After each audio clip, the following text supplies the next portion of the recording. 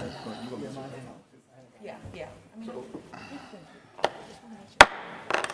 open the joint meeting and call the parish council meeting to order.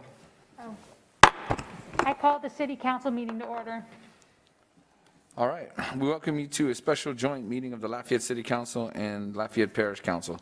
As presiding officer and chair, I'd like to announce the following. This is a public hearing. To address the council on any items on this agenda, please fill out the speaker form and submit it to the clerk prior to the call of that agenda item. If that is not done so, you will not be given an opportunity to speak. Staff assistance is available if needed. Items for submission to the council should be handed to Ms. Veronica Williams, our council clerk, who's seated to my left. When addressing the council, state your name and title for the official record. There's a 5-minute rule that will be in effect. There will be no debating or confrontational statements, and there will be no vulgar language ever if you speak at the podium. I just added that. The front row to my left is for media only. Food and drinks are not allowed in the auditorium, and we ask that you please silence all cell phone and electronic devices. And that goes for everybody, council members. Meeting procedures are by resolution, not by Robert's Rules of Order. All documents with reference to meetings can be found on the LCG website. And finally, the council encourages your involvement in boards or commissions. If you're interested, please call 291-8800. Again, 291-8800 if you are interested in being appointed to a board or a commission. Chair announcements, I have absolutely none. Moving right along. Resolution. This is a public hearing, and speaker sheets are available for anyone wishing to address the council. 5-minute rule is in effect. Jeremy, can you please read? Joint Resolution 24, 2020. A joint resolution of the Lafayette City Council and the Lafayette Parish Council supporting state and/or federal emergency declarations associated with potential flooding associated with Hurricane Laura and calling for the leveling of the Dixie Pipeline spoil banks, which impedes the drainage of water in the Atchafalaya Basin. All right, need a motion and a second from the parish council. Got a motion by Councilman Tabor and Councilman Carlson. I'm going to ask for a motion and a second from the city council. I have a motion from Ms. Cook, a second from Mr. Knockham. Okay, Ms. Williams, any public comment? No, sir. All right, let's call the vote for each council on the resolution. Parish District 1? Hold on. We don't have comment from the, I just asked. no, from, There's somebody out there that wants to just say a few words. Well, hold on. You buzzed in. I buzzed in. You buzzed in? All right, so council discussion. Anybody council discussion? Yes. All right, you got the floor now, sir. I just want to ask, as a fisherman, how that's going to mess up the fishing, if it's going to mess it up. And it's not a joke, I'm serious, is it? Because I'm going to have that question if I vote. I don't think it will. It going, is you dumping more water into the basin? No, you're taking the spoils and you're dumping it on the sides, the On the banks. side? Okay, It's, yeah, okay. they're not letting salt water and fresh water, All right. if that's what you were concerned about. I know you're avid fisherman, so I just want to make sure. Councilman Cook, you need to chime in, or you good? I think I said before, it just hit me. I want to ask Dave Dixon to come up and say a few words. Yeah, I'm sorry. I would like to invite Dave Dixon to come up. He's just going to do a very brief, explanation. 5 minutes. He's got to fill out a blue card. No, I can call him up. Yes. I can call him up. Well, I'm going to let you slide for 1 second. Per million He's not going to. regional watershed flood management team. And during flood management activities for Hurricane Laura, This is interesting. we had lowered by Catawba a couple feet and prior to the storm, starting by cutting the pumping from Tetra Million off for about a week ahead of time. And Catawba came down with the expectation we were going to open, the gates were closed. And remember, we were in a drought prior to the hurricane. And with the expectation that when the rains came, they were going to open the gates and try to maintain it around 15.65, which was our target. To our surprise, shortly thereafter opening the gates, the water on the basin side and the Catawba side came up to almost 19 feet on the Catawba side and 18 something on the basin side. and we couldn't control it. It went over the weirs and toward Henderson down by Uami. And so the analysis was that when it was going into the basin, that it was not going down to the drain south of the pontoon bridge in Beulah Rose. Beulah Rose, south of that bridge, there's a gate down there, and that drain goes out into the Atchafalaya River. And we were not seeing that water down there 3 days after the storm. Still not seeing water from up in Catawba.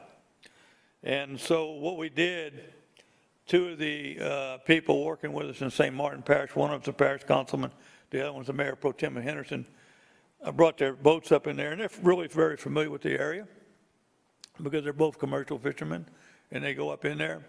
And we knew where to go look because they had identified this problem last year. And we were working with CPRA to try to get a project commission to remove these pipeline spall banks. So they went up there and they confirmed that these spall banks were blocking the flow of the water from the north to the south. So the spall banks were acting like a levee. And the Dixie pipeline runs from the southwest levee to the higher ground on the northeast side across the basin. So it's like a dam, okay? It's like a dam there. They had left gaps in the spall bank when they originally built the pipeline. There's a canal in the middle of the right-of-way, that the pipeline's in the middle of the canal. But what's happened over the years, it's been 50-plus years that pipeline was constructed, and these fishermen had noted that these gaps had silted in and got grown up with vegetation, got plugged up with debris from previous flows and such like that. But I don't think anybody realized it was bad as it was. That was proved to us in Hurricane Laura. So the water's still high right now. So the risk is, and the reason for asking, we want to ask the governor to declare emergency, is because with the water, the basin up, the top half of the basin being full already, we get another storm in there, that water's coming down this way because it's full up there. So, and having problems getting into the basin. So it's putting us at a higher level of risk than what we need to be at. So we need to get out there and unplug the plugged up areas on that spall. We are in the process right now of researching the right-of-way lease agreements. We've got an abstractor working up in St. Landry Parish that the St. Landry Parish councilman is organizing and managing that right now to determine the language in the lease agreements on the pipeline right-of-ways as to whose responsibility this is, whether it's the pipeline's responsibility or it's going to lie on the state. I talked to Greg Ellison with Representative Higgins' office right prior to the meeting. He called me and told me that the Corps, and I've been working with the Corps too, but he told me that the Corps has acknowledged that there is a problem and they're looking into it on their end also, okay? So if there's any questions I might answer, I'll be glad to answer the questions. This is very important. St. Martin Parish has already passed this resolution earlier this week. Last night, St. Landry Parish, they have a 2-week cycle to get a resolution passed. They did the first phase unanimously last night at their meeting. And we're trying to get Rapides, but they're in very much turmoil up in Rapides right now. And of Alls Parish also to pass a resolution in support. Can I answer any questions? No? Not seeing any. It's going to help the fishing. Thank you. Hold on. Just going to say thank you. No, I know, but I got to turn your mic on. Okay. I just thank you so much for coming, and I did want the council to hear, you know, everything that you've been doing and working on, and the whole view that you have of the whole, you know, of all the issues with the watershed. You know, we really appreciate that, and keep us posted, and we are, you know, in support of what you're trying to do here. I really appreciate it. And I might note it's definitely not just me. We have a team. It needs to be a team effort. It's people from the Corps, people from Tetra Marine Freshwater, people from St. Martin Parish, Jamie Angel here from Lafayette Parish. It's a very multidisciplinary team of people that's working on this and trying to get our arms around managing this water, these flood flows. So thank you. I'd like to get a signed copy of this. I was asked by the Corps of Engineers in New Orleans to provide them a signed copy of a resolution from one of the parishes. Okay, we can, we can provide that for you. All right, thank you. Thank you. And you have his email address, huh?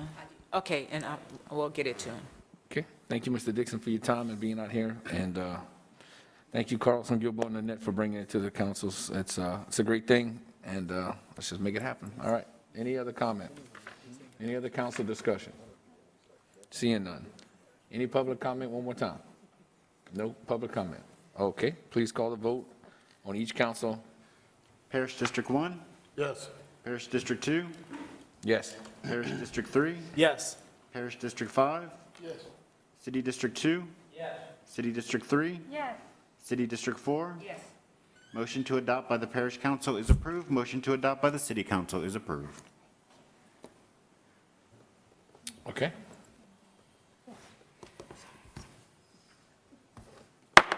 I adjourn the city council meeting. I join the joint meeting and the parish council meeting. Thank you. Stay tuned to our budget wrap-up at 1 o'clock. What you ever think?